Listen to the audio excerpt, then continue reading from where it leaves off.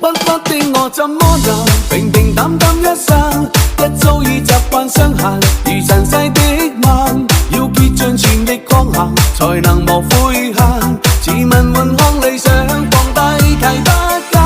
鬱鬱的我怎麼能平平淡淡一生？走得每步艱辛，仍然可自信。我眼內藏着星辰，如何會抱憾？畏懼這風雨路上獨自遠行。